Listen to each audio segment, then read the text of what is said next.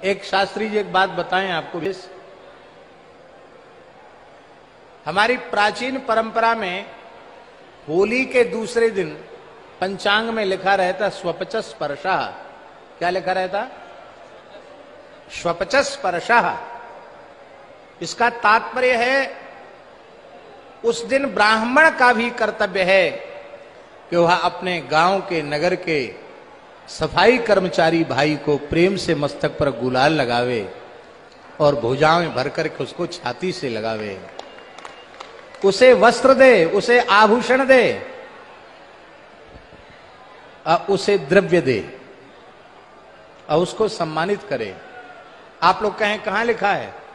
जब हम लिंग पुराण का पारायण कर रहे थे उसमें यह प्रसंग आया।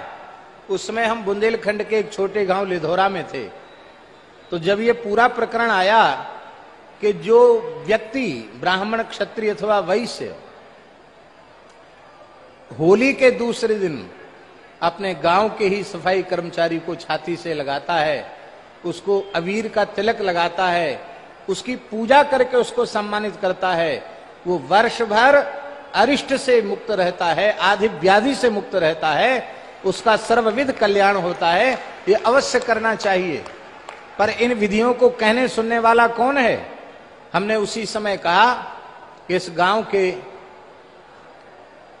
हमारे सफाई कर्मचारी भाई को यहां बुलाया जाए। लोग घबरा रहे थे, मंदिर में बुलाया जा रहा है। हमने बड़े प्रेम से मंदिर में बुलाया उसको।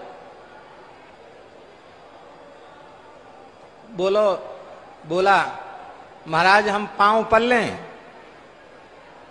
महाराज हम आपके पांव पल लें।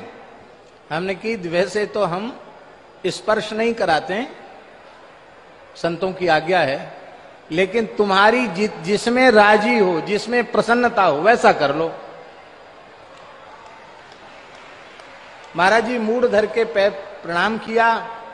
हमने अबीर का तिलक लगाया, 4-5 वस्त्र दिए, कुछ दक्षिणा भी दी, उसके नेत्र भराए। हमको लगता था उसका रोम रोम आशीर्वाद दे रहा है। बड़े दुख की बात है, हमारा अपना भाई ही, महाराज जी हमारा अपना भाई ही हमसे उपेक्षित और तिरस्कृत होकर ईसाई बन जाता है तो भाई साहब हो जाते हैं। फिर वे हमारे घर में बैठने के, हमारे साथ बैठने के, हमारी थाली में भोजन करने के अधिकारी हो जाते हैं। हमारे ही अपने भाई हमारी अपनी उपेक्षा और तिरस्कार के कारण इस्लाम में दीक्षित हो जाते हैं, मुसलमान हो जाते हैं, तो वो भाई जान, चचा जान हो जाते हैं।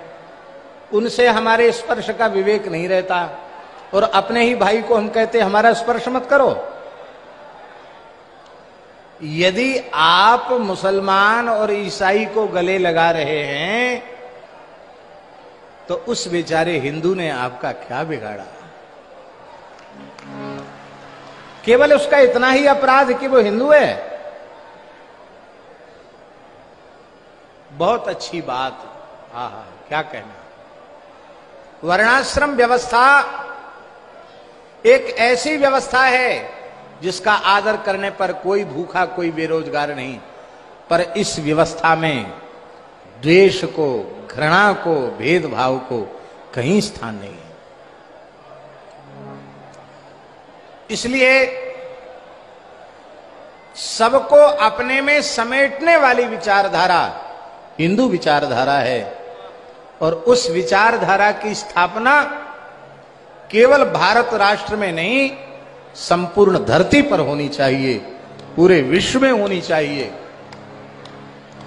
और हम आपको सत्य कह रहे हैं महाराज जी, समय आ रहा है, धीरे धीरे हिंदू सनातनी विचारधारा से इतर विचारधाराओं के लोग, उनका अपने मत पंथों से मोहभंग होता चला जा रहा है और वो इस विचारधारा पर आकृष्ट हो रहे हैं।